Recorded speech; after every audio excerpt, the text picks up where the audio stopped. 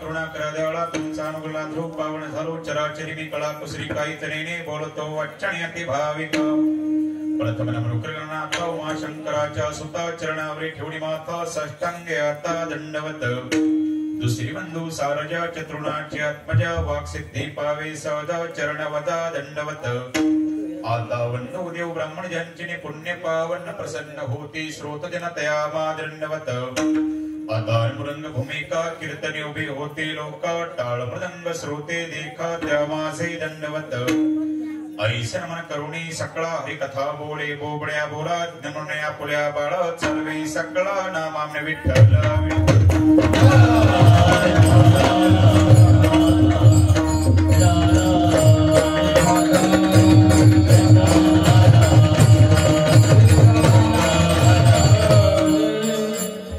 शरण शरण जी हनुमंता तुम्हालो रामदूता काय भक्तीच्या त्या वाटा मज दावाव्या शोभटा प्रस्तुत कीर्तनप्रिय सेवेकरिता निवडलेला अभंग यच्च यावत जनजीवांचा उद्धार करण्याकरिता आपला देह अखंड नितविणारे देहूचे सुप्रसिद्ध साधू जगद्गुरु जगदवंदनी श्रीमंत श्री तुकाराम महाराज यांचा सर्वांच्या परिचयाचा अभंगावर बोलण्यापूर्वी थोडासा परिहार कशा निमित्त कीर्तनाचा कार्यक्रमिक बसलेल्या भाविकांना या गोष्टीची पूर्ण कल्पना आहे तरी पण सांगणीय वक्त्याचा ते कर्तव्य ठरतया अध्यायानं सालाबाद प्रमाणे आहे वर्षी श्री संत भगवान बाबाच्या कृपा आशीर्वादानं घडून आलेला हा दिव्य आणि भव्येश्वरी संपन्न सोहळा त्यामुळे सबंध गावकऱ्यांच्या वतीनं सप्ताह कमिटीच्या वतीनं तरुण मंडळीतून मला कीर्तनाचे मिळालेले निमंत्रण त्यामुळे तुम्हा मायबाप श्रोत्यांचा मला प्रथमतः दर्शनाचा झालेला लाभ या संबंधाने आजच्या या कीर्तनाचे यजमान आसाराम पर्वतराव कांगणे ज्ञानेश्वर भानुदास फुले आणि अन्नदाते श्री अर्जुन तातोबा कांगणे श्री बळीराम बाबूराव फुले श्री भागवत फकीरराव काळे आणि नाश्त्याचे सदाशिव गणपतराव कांगणे संभाजी ज्ञानोजी कांगणे आणि आसाराम संभाजी कांगणे आणि या गावकऱ्यांच्या उपस्थितीमध्ये घडून आलेला हा दिव्य आणि भव्य सोहळा आमचे जिंतूर मधले आदरणीय बाबा आत्मारामजी घुले यांनी गजानन भाऊ घुले यांनी तुमच्या गावकऱ्यांसोबत हा संपर्क करून मला दिलेला कीर्तनीचा सेवेचा योग त्यामुळे तुम्हा मायबाप श्रोत्यांचा मला प्रथमतः दर्शनाचा झालेला लाभ या संबंधाने आदरणीय ज्येष्ठ श्रेष्ठ मंडळी नाही का ज्यांचा आम्हाला दिंडीमध्ये सहवास एक महिना घडतो आमचे सोपान महाराज सानप यांच्या दिंडीमध्ये आमचे विजय बाबा बनकर सोबत आमचा बाबांचा एक महिना आम्ही वारीमध्ये 2-3 वर्षापूर्वी योगाला आणि बाबांच्या छत्रछायेखालीच आम्ही वारीमध्ये भजन करत करत ज्ञानोबा तुकारामचं भजन करत आम्ही आनंदी गाठत असतो तसे आदरणीय वंदनीय विजय महाराज बनकर असतील आणखी आदरणीय महाराज मंडळी गायक वादक मंडळी सगळे सर्वश्री गायनाचार्य पद्माकर बुवा पेवा सखाराम बुवा जाम उद्धव बुवा कवडा नागेश महाराज सावळी आसाराम महाराज आसोला सोपान महाराज पेवा अनिल महाराज मुंडे पवर गावकरी भजनी मंडळी आणि मदंगाचार्य श्री हरिभक्त परायण ओंकार महाराज कांगणे हंडी मोहन महाराज जामरून बालाजी महाराज सानप शेवडी पवन महाराज कोटी ओंकार महाराज कांगणे धमधम आणखी काही महाराज मंडळी असतील काही नावं राहिले असतील माझ्याकडून आदरणीय वंदनीय महाराज मंडळी या सगळ्यांना एक एकदा वंदन करण्यापेक्षा मस्तक हे पाया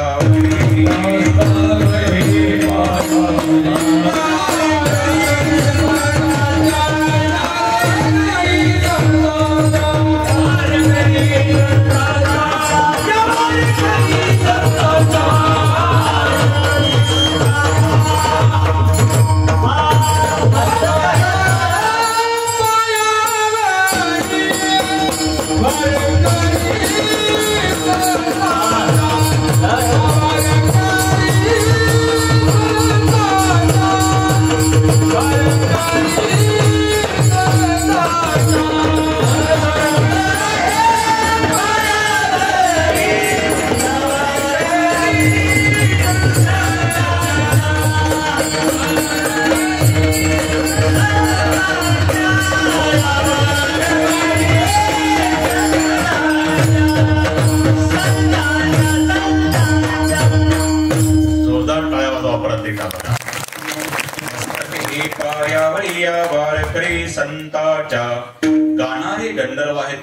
वाजवणारे इंद्र आहेत. तुम्ही जनकासारखे अष्टावक्रासारखे विद्वान श्रोते आहात, पण आता भिक्षुका चरणे माता सकाळच्या काकड्यापर्यंत भागवून घ्या. आणि माझा परिचय तर सगळ्यांनाच माहितीये. पत्रिकेवर बघितलं असेल कीर्तन, युट्यूबलाही माणसं कीर्तन चालत असतात आणि पार टीव्हीलाही 2-3 शिवळे शिवून गेले. पण मी माझा परिचय सांगत असून ऐकण्यासारखा आहे माझा परिचय. आम्ही आहोत थोरात, पण आमचं होतं थोडं अपस्वरात. हे मंडळी आहे स्वरात, तुम्ही पडू नका घोरात. आपलं कीर्तन आहे कोणाच्या घरात का दारात, आपलं भगवान बाबाच्या दरबारात. नाहीतर यसाल रागाच्या भरात, अणसार तोंडावर परात किंवा काळसार गावाला वरात. पण नथुकर बाबा केहळकर यांच्या कृपेनं होऊन जाईल जोरात.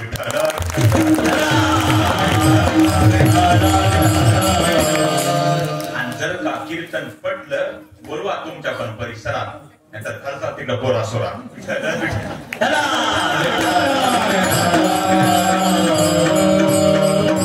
आणि त्यात ही तुमची माझी पहिलीच झाली भेट.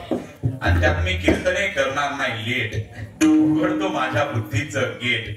कारण की आत्ताच्या युगात चालतं नेट, म्हणून अभंगावर येतो थेट. विठ्ठल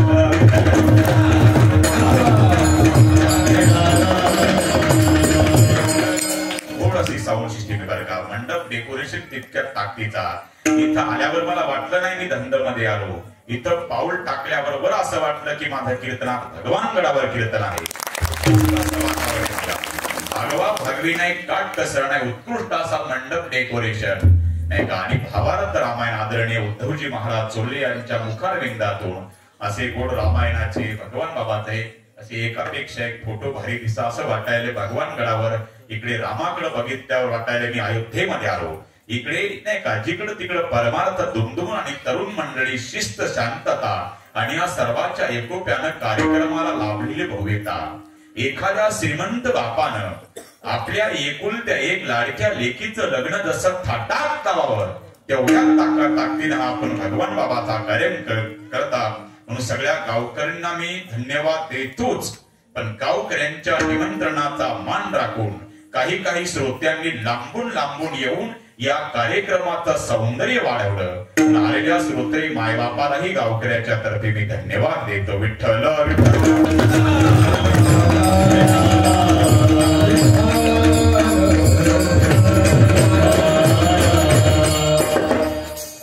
अभंग तुकोबारायांचा शरण शरणजी हनुमंता हा अभंग सगळ्यांच्याच पाठ आहे. असा पाठ माणूस नाही, या अभंग सगळ्यांच्याच पाठ आहे. कुणाच्या कानपाठ, कुणाच्या तोंडपाठ, कुणाच्या डोळ्यानं पाहिला असेल आणि कुणाला नसता जरी पाठ त्या अभंगाकडे कुणाची पाठ असेल नाही का. हा अभंग सगळ्यांच्याच पाठ आहे नाही का. म्हणून अभंग तुकोबारायांचा शरण शरणजी हनुमंता या अभंगामध्ये पहिला प्रश्न असा निर्माण होतो, जगद्गुरु तुकोबाराय एकनिष्ठ भक्त पांडुरंगाचे आहेत, मग हनुमंतरायाला शरण का जातात हा पहिला प्रश्न आहे. आता कुणीकडे जरी म्हणजे कुणीकडे जाणार नाही मी, कुणीकडे जरी गेलो तर या मुद्द्यावर आणून आपल्याला अभंग टेकवायचा आहे. म्हणजे कुणीकडे जाणार नाही मी, काळजी करू नका. पण या शब्दावर हे ध्यानात ठेवा बरं का. कीर्तन तंतोतंत अभंग सुटला पाहिजे, हे महत्वाचं आहे. जगद्गुरु तुकोबाराय एकनिष्ठ भक्त जर पांडुरंगाचे आहेत तर हनुमंतरायाला शरण का जातात एवढं ध्यानात ठेवा बरं का. तरी लक्षात ठेवा बघा, ज्याला उच्च कोटीचा परमार्थ करायचा असेल त्यानं रामायण ऐकावं, आणि ज्याला उच्च कोटीचं राजकारण करायचं असेल त्यानं महाभारत वाचावं. आता एक लक्षात ठेवा बघा, माझ्या या 1-1.5 तासाच्या कीर्तनामध्ये परमार्थ आणि राजकारण हे 2 शब्द शेवटीपर्यंत येणार आहेत. नाहीतर तुम्ही म्हणसाल महाराज तुम्ही कीर्तनाची सुरुवातच जर राजकारणापासून केली. पण एक लक्षात ठेवा, कीर्तनकारांना 3 गोष्टी कधीच कीर्तनात सांगू नये. कीर्तनकारांना कीर्तनात कधी राजकारण सांगू नये का, ते 2 रुपयाच्या पेपरला वाचायला भेटतं. माणसं उद्योग सोडून इथं बसलेली नसतात.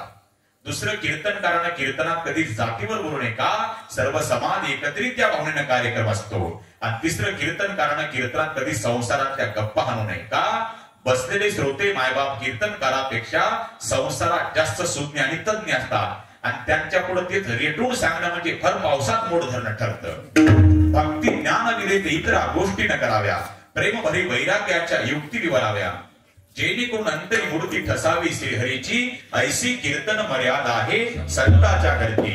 म्हणून ज्या ज्या वेळेस माझ्या तोंडातून परमार्थ शब्द येईल त्या त्यावेळी डोळ्यासमोर आणायचं ते रामायण ही कॅसेट पाठ करून ठेवा आता. आणि ज्या ज्या वेळेस मी राजकारण म्हणल त्या त्यावेळी डोळ्यासमोर आणायचं ते महाभारत. विठ्ठल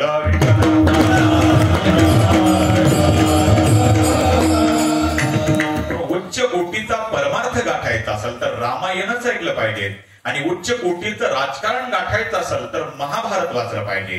म्हणून परमार्थ आणि राजकारण या दोन्हीचा जर विचार केला तर जमीन आसमान इतकं अंतर आहे. म्हणून परमार्थामध्ये त्यागी व्यक्तीला किंमत आहे, राजकारणामध्ये भोगी व्यक्तीला किंमत आहे. परमार्थामध्ये सिद्ध व्यक्तीला किंमत आहे, राजकारणामध्ये प्रसिद्ध व्यक्तीला किंमत आहे. परमार्थामध्ये सेवा महत्वाची, राजकारणामध्ये मेवा महत्वाचा आहे.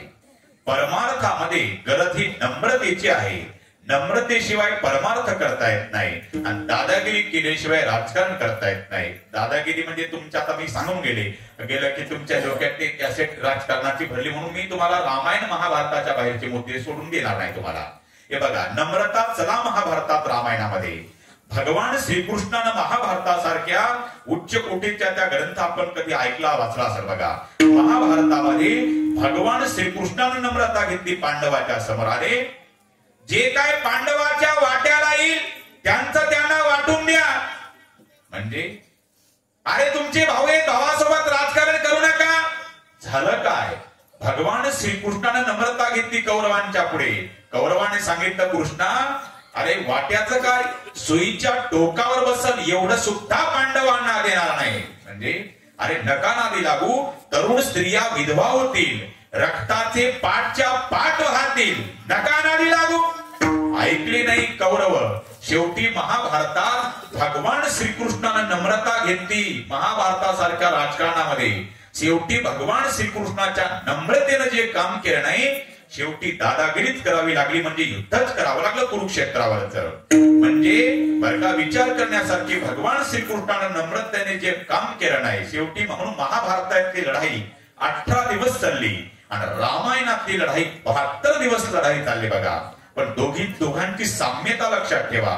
म्हणून परमार्थामध्ये नम्रता, म्हणून नम्रतेशिवाय परमार्थ नाही. म्हणून ज्या ज्या लोकांनी परमार्थात दादागिरी केल्या त्यांची दुकानं वेळेच्या अगोदर गुंडळ्याच्या पावत्या डोळ्यासमोर दिसतील आपल्याला. परमार्थात नम्रतेची गरज आहे. राजकारणात म्हणजे महाभारतात तिथं नम्रता नाही, शेवटी युद्ध दादागिरीच करावी लागली नाही का. नम्र झाला भूता तेने कोंडील,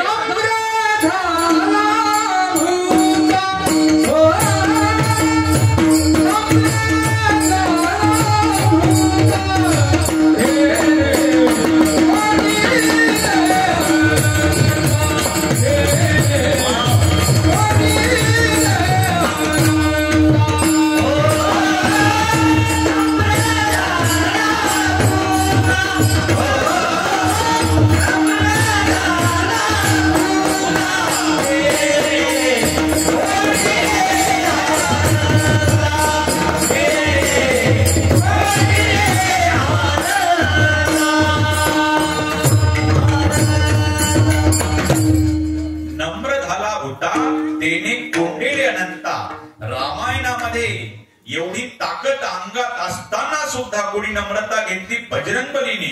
तोंडाशी लागली नाही मारुती कोणाच्या, बरं का. आपापलं कार्य चालू ठेवले. नम्र झाला होता तेने कोंडलेली अनंता.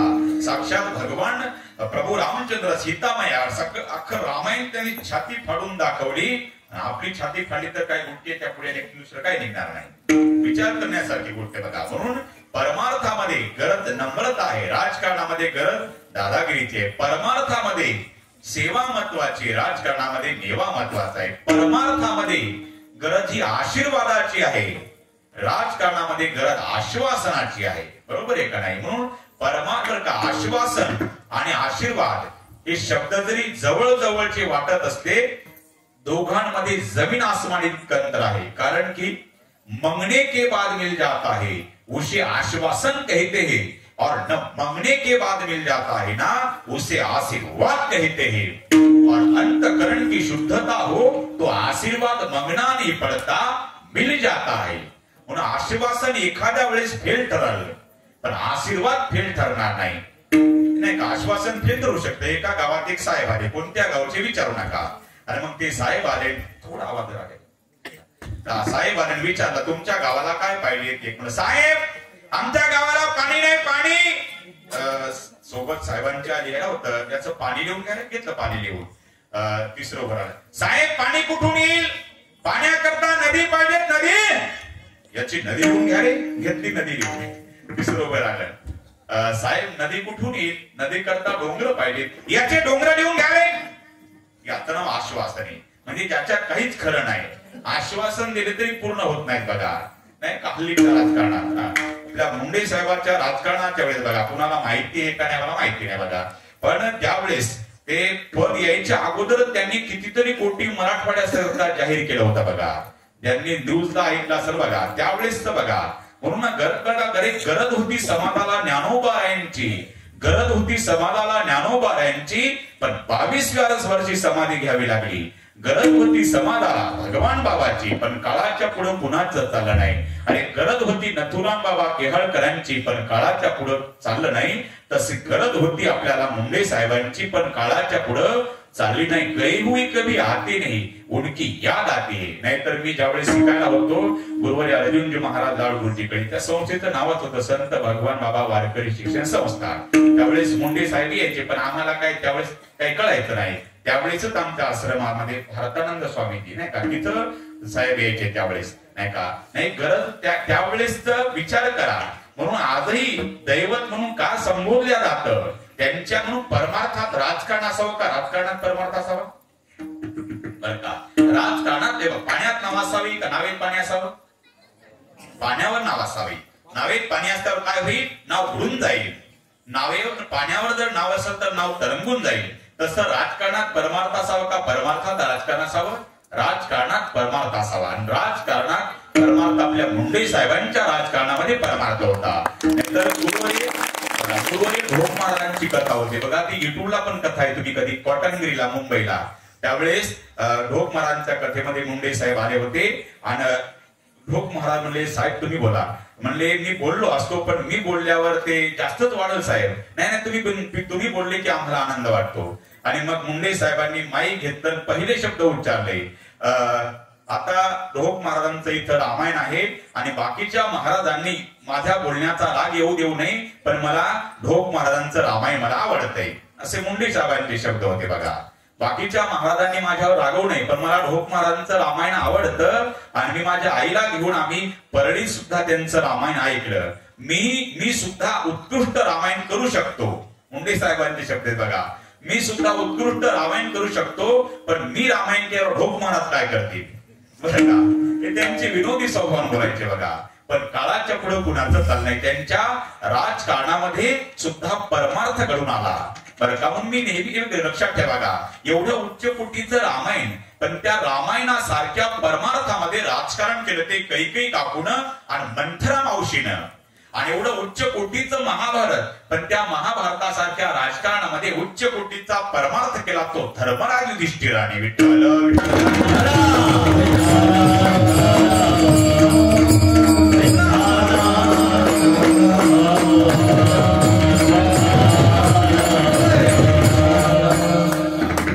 परमार्थामध्ये गरज आशीर्वादाची, राजकारणामध्ये गरज आश्वासनाची. म्हणून आश्वासन एखाद्या वेळेला फेल ठरत, पण आशीर्वाद फेल ठरत नाही. चला रामायण महाभारताच्या बाहेरचं काही सांगणार नाही, काळजी पडा बघा. महाभारतामध्ये ज्या वेळेस ते लढाई ठरली, झालं काय, एकही पांडव मरत नाही. आणि मग ते भीष्माचार्य द्रोणाचार्य आचार्य बसलेले होते समोर. कौरव गेले भीष्माचार्यांकडे, आचार्य तुम्ही गाता एकीकडला खाता एकीकडला, म्हणजे अहो एकही पांडव मरत नाही, मग शोभत का तुम्हाला. मग राग आला भीष्माचार्यांना. भीष्माचार्य म्हटले काळजी करू नका, उद्या सूर्यास्तापर्यंत तुम्हाला एकही पांडव जिवंत दिसणार नाही, असं तुम्हाला आम्ही आश्वासन देतो. आशीर्वाद नाही बरं का, लक्षात ठेवा शब्द, आश्वासन देतो. झालं काय, भगवान श्रीकृष्णानं जसं राईट डोकं लावलं, द्रौपदीला घेऊन गेले भीष्माचार्यांच्या कक्षेमध्ये. काही नाही, ते बांगल्याचा खळखळाट ऐकवाला, भीष्माचार्यांचा पायाचा पैजणातला तो आवाज आला. द्रौपदीनं डोकं टेकवलं भीष्माचार्यांच्या पायावर, डायरेक्ट आशीर्वाद दिला, सौभाग्यवती भव. द्रौपदी उभी राहिली. आचार्य बेटा तू द्रौपदी, हा मी द्रौपदी तुमची सून आहे. बेटा तुला कोण घेऊन आलं? मला माझा दादा, माझा सखा, माझा भगवान श्रीकृष्ण घेऊन आला. मग आता नाही आचार्य, एका शब्दाचं मला उत्तर द्या, तुमच्याकडून एक उत्तर हवं आहे मला. म्हणजे तुम्ही कुरुक्षेत्राच्या रणांगणामध्ये कौरवांना जे आश्वासन दिलं, उद्या सूर्यास्तापर्यंत एकही पांडव जिवंत दिसणार नाही, ते तुमचं आश्वासन खरं का? तुम्ही मला जो आता आशीर्वाद दिला सौभाग्यवती भव, तो आशीर्वाद खरा? एवढा 180 वर्षाचा भीष्माचार्य पण सूननं गप केलं. डोक्याला हात लावला, बेटा आता तुझ्या मनासारखं होईल, कारण की बघा भीष्म पण केला खरा धनुर्धरा रक्षिले. बरं का, मी आश्वासन इकडं फेल ठरलं. बेटा आता तुझ्या सखा भगवान श्रीकृष्ण आता त्याच्या मनासारखं होईल. आता चला इकडे रामायणामध्ये विठ्ठल विठ्ठल.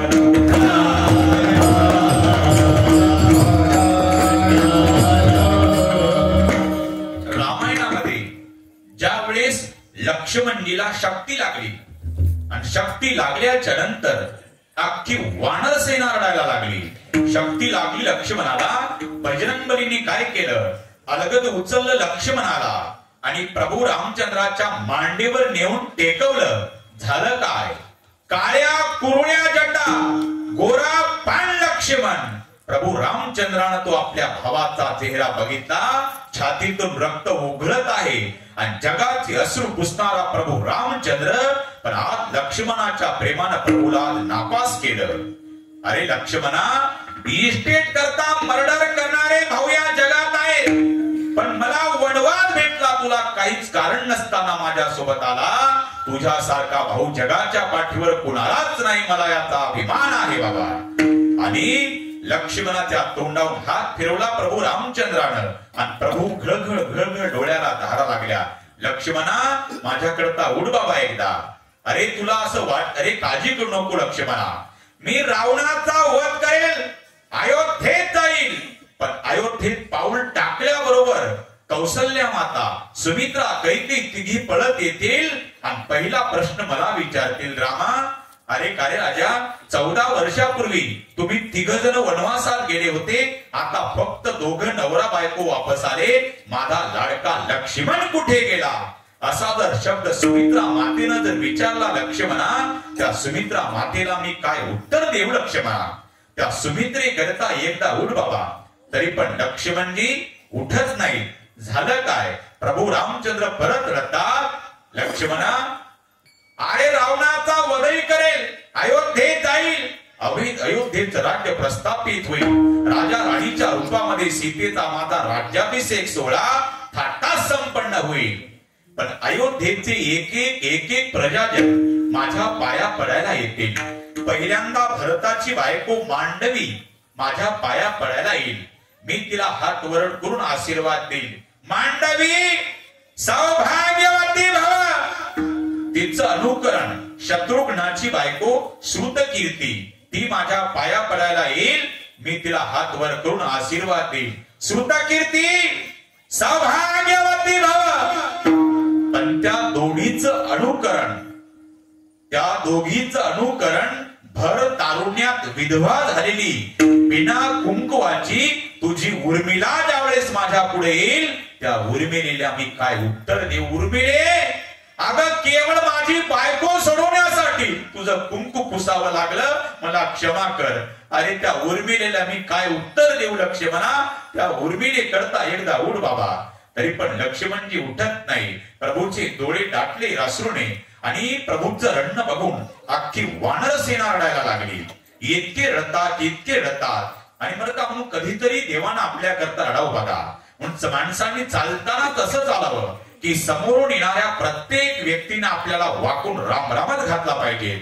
बसताना माणसानं असं बसावं, 4-2 प्रतिष्ठित माणसं आपल्या जवळ येऊन बसले पाहिजे आणि मरताना असं मरावं की आपल्या वैर्याच्या डोळ्याला धारा लागल्या पाहिजे.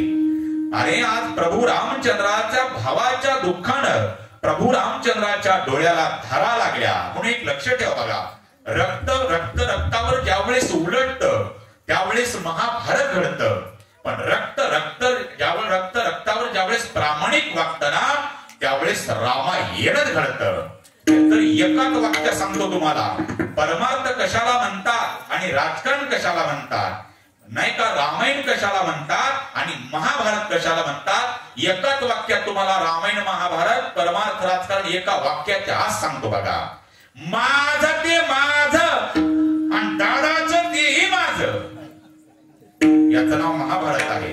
आणि दादाचं ते दादाचं आणि माझं तेही दादाचं, याचं नाव रामायण आहे. कळलं ना. एकाच वाक्यात रामायण, जास्त वेळ घ्यायची गरज नाही. आता दुसरा मुद्दा आहे का, माझं ते माझं आणि दादाचं तेही माझं, याचं नाव दुर्योधन आहे. आणि दादाचं ते दादाचं आणि माझं तेही दादाचं, याचं नाव भरत आहे. तिसरा मुद्दा आहे का, माझं ते माझं आणि दादाचं तेही माझं, याचं नाव राजकारण आहे. आणि दादाचं ते दादाचं आणि माझं तेही दादाचं, याचं नाव परमार्थ आहे. गरज आहे आपल्याला याची. नाहीतर मी नेहमी सांगत असतो बघा, आता धनंजय साहेब पंकज आता एकत्र येतात, आनंद आहे बघा. नाहीतर पूर्वी ज्याला राजकारण परमार्थ काहीच माहित नाही ते पण बढाया मारायचं. काय म्हणायचं, धनंजय मुंडे साहेबानं आणि पंकजाताईनं एकत्रित आलं पाहिजे, उद्धव ठाकरे साहेबानं आणि राज ठाकरे साहेबांना एकत्रित आलं पाहिजे, अजित दादानं आणि सुप्रियाताईंनी एकत्रित आलं पाहिजे. पण त्यांच्या अगोदर तुमच्या माझ्या बापानं चुलत्यानं एका जागी आलं पाहिजे. तुम्हाला अरे गरज आहे याची आपल्याला, नाही का. म्हणून विचार करा, आज लक्ष्मणासारखा भाऊ सावत्र भाऊ आहे. एका भावाला राजगादी भेटली, वनवासात जावं लागलं, त्याच पावलाने लक्ष्मण त्यांच्या माग निघाला. आपल्याला रामायण याच्याकरता ऐकायचंय, करमणूक म्हणून ऐकायचं नाही बघा. गोड असं 7 दिवस आपण भावार्थ रामकथा ऐकत आहात. रामायणातलं एक एक पात्र आकाशाच्या उंचीचं आहे. आज लक्ष्मण धरातीर्थ पडला, जगाचे अश्रू पुसणारा प्रभू रामचंद्र रडत आहे. म्हणून इतके रडतात प्रभू, वानर 18 पद्म वानर रडायला लागली. आणि पण त्याच वेळेस सगळी भाऊक झाले. पण त्याच वेळेला तिथे विभीषणजी होते. प्रभूजी प्रभूजी प्रभूजी, आमच्या लंकेमध्ये सुसेन नावाचा एक गाजलेला वैद्य आहे, त्याला आणल्यावर काहीतरी उपाय होईल. प्रभू रामचंद्रांना डोक्यात हात लावला आहे, इतनी दूर कोण जाएगा. बजरंग बली तयार होते. चिंता मत करो मालिक, बिगर पेट्रोल की गाड़ी तैयार है. जय श्री राम. जे मारुतीयानं उड्डाण घेतलं 10च्या अगोदर लंका गाठली मारुतीयानं, नाही का. आपल्याला 11च्या दरम्यान गाठायची, नाही का. लंका गाठली, तिथं सुसेन वैद्य घोरत होता. रात्री 9:45च्या दरम्यान घोरत होता बघा. सप्ताह चालला गावातून, सुसेन वैद्य घोरत होता. आणि मग मारुतीराय म्हणजे अरे उठ, असं नाही म्हणले.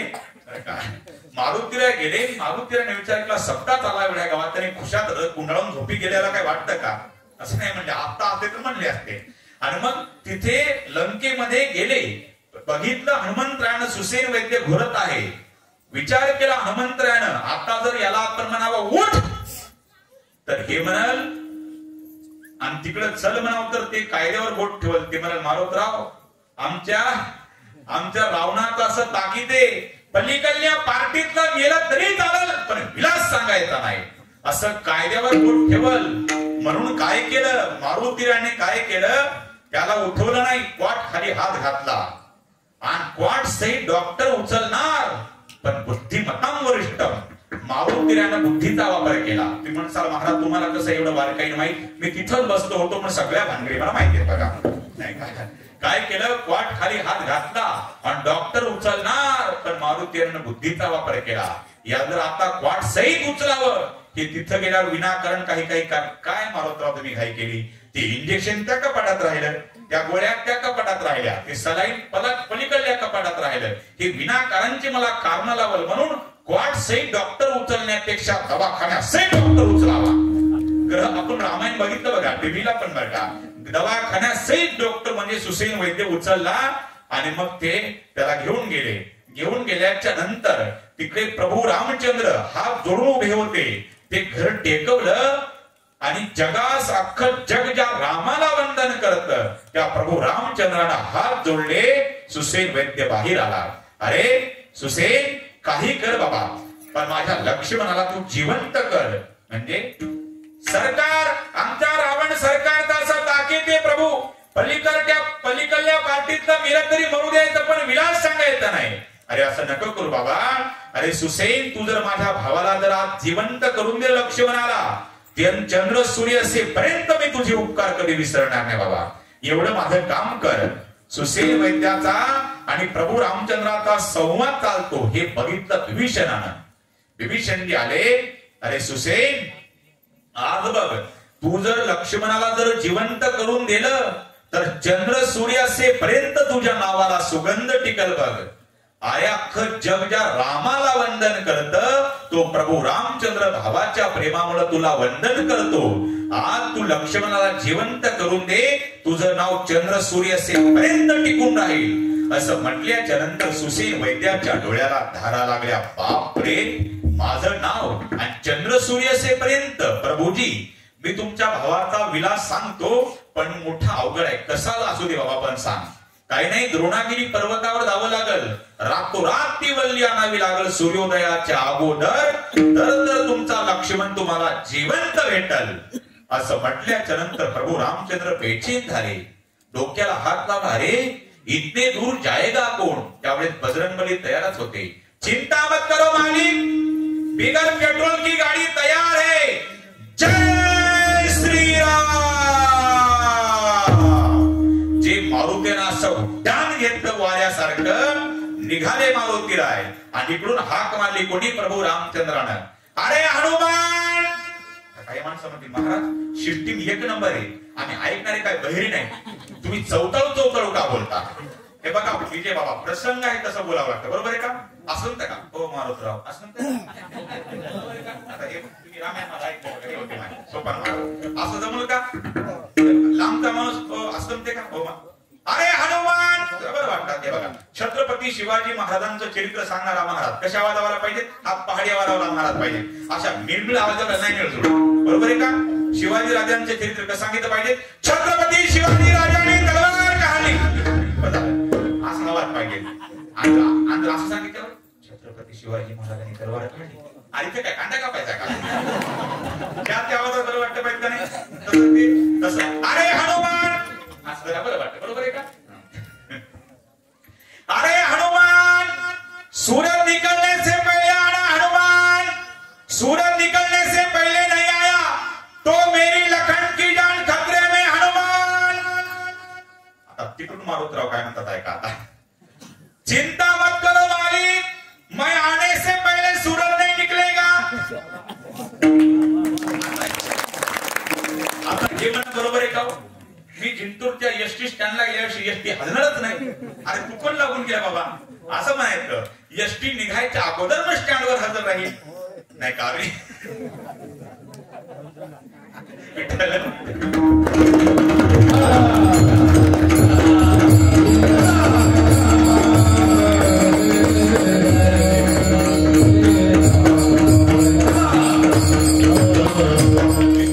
रेल्वे निघायच्या अगोदर मी स्टेशनवर हजर राहायला पाहिजे, पण मी आल्याशिवाय एसटी हलणारच नाही. तू कोण लागून गेला बाबा, नाही का? तसं मारुतीराय काय म्हणतात? चिंता मत करो मालिक, मैं आने से पहले सूरज नहीं निकलेगा. अरे हनुमान, ये कैसी बात कह रहा है? प्रभु जी, जब मेरा जन्म हुआ था तो मुझे बहुत भूख लगी थी. मेरी माँ अंजना को मैं बोला, माँ मुझे बहुत भूख लगी. मेरी माँ अंजना बोली, जाओ हनुमान वो पका हुआ फल खाओ. देवा, त्यावेळेस सूर्याचा उदय झाला होता. ते मला तांबडं सफरचंदासारखं दिसलं. मला वाटलं माझ्या मम्मीनं मलाच खायला ठेवलं. मी त्याला खायला धावलो प्रभू. त्यावेळेस पासून ते मला घाबरतं. मी तिकडे पंढरपूरला 4 महिने चातुर्मास जरी केला राहूत बाबाकडे, ते इकडे येणार नाही. चिंता मत करो मालिक, मैं आने से पहले सूरज नहीं निकलेगा. झालं काय? अरे जाव हनुमान, आशीर्वाद माझा आहे तुझ्या पाठीशी. तू रातोरात जाशील आणि तो द्रोणागिरी आणशील. माझा लक्ष्मण जिवंतही होईल. आशीर्वाद माझा पाठीशी. झालं काय? मारुतीराय सोसाट्याच्या वाऱ्यासारखे पवनसूत गेले. तिथं गेल्याच्या नंतर आता द्रोणागिरी पर्वत बघितला. आता काही अर्धवट रामायण वाचणारे ऐकणारे ज्यांना केवढंच माहिती, ते म्हणतील का हो, एवढे हनुमंतराय बुद्धिमत्ताम वरिष्ठम, जरा बुद्धीचा वापर करायचा. एवढा डोंगर उचलण्याची काय गरज आहे? मी तिथंच बसलो होतो म्हणून सगळ्या भानगडी तुम्हाला सांगतो बघा 10 मिनिटाच्या बरं का. काय झालं, बजरंगबली तिथे गेले, सगळ्या वल्ली चमकत होत्या, वल्ली ओळखायला आली, ती वल्ली तोडणार, पण मारुतीने बुद्धीचा वापर केला. बुद्धिमत्ताम वरिष्ठम. काय केलं, मारुतीने विचार केला, तिथे लंकेमध्ये काय अखंड हरिनाम सप्ताह चालू नाही, तिकडे युद्ध चालू आहे. आज लक्ष्मणाच्या जीवाला धोका आहे, उद्या दुसऱ्या एखाद्या वानराच्या जीवाला धोका होईल, आणि मग परत परत मेडिकलच्या दुकानावर चक्रा घालण्यापेक्षा अख्खं मेडिकलच उचलून आणावं आणि काल्याचं कीर्तन झाल्याच्या नंतर परत नेऊन टेकवावं. मी तिथंच होतो नाही का. झालं का, मारुतीयांनी द्रोणागिरी पर्वत उचलला, आणि पण झालं का, इकडे प्रभू रामचंद्र, अवधी संपत आली होती, सूर्याचा उदय व्हायची वेळ झाली होती, आणि परत भावाच्या 14 वर्षातल्या वनवासातल्या सेवेचा एक न एक दिवस आठवून प्रभू रामचंद्र रडतात. लक्ष्मणा, सुमित्रा माते करता उठ, अरे उर्मिले करता उठ, अरे माझ्या करता तरी उठ. अरे 14 वर्षे तू काही माझ्या करता खाल्लं नाही लक्ष्मणा, 14 वर्षी तू झोपही घेतली नाही, तुझ्यासारखा भाऊ जगात शोधून सापडणार लक्ष्मणा, माझ्या करता एकदा उठ बाबा. तरी पण लक्ष्मणजी उठत नाही. प्रभूचे डोळे अश्रून दाटले, प्रभूचं रडणं बघून वानर सेना रडायला लागली. पण त्याच करुण रसामध्ये वीर रसाचं आगमन झालं.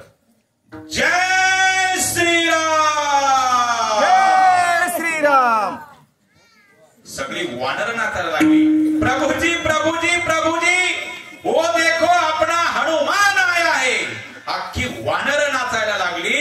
झालं काय, प्रभू राम ते आपल्या हनुमंतरायानं द्रोणागिरी पर्वत टेकवला, सुसेन वैद्याने ती वल्ली घेतली, लक्ष्मणा त्या तोंडात पिळली, लक्ष्मण जिवंत झाला. आणि इथे माझा दृष्टांत संपला बरं का. एक लक्षात ठेवा, आता मुद्दा लक्षात घ्यावा. महाभारतामध्ये कौरवांना भीष्माचार्यांनी दिलेलं आश्वासन फेल ठरलं, पण रामायणामध्ये प्रभू रामचंद्राने बजरंगबलीला दिलेला आशीर्वाद श्रेष्ठ ठरला. गरज आहे ती आपल्याला आशीर्वादाची गरज आहे बघा. आता या पहिल्या मुद्द्यावर, आपल्या कोणत्या मुद्द्यावर, मी कीर्तन सुरू झाल्या तुम्हाला पहिला मुद्दा सांगितला होता, काय, जगद्गुरु तुकोबाराय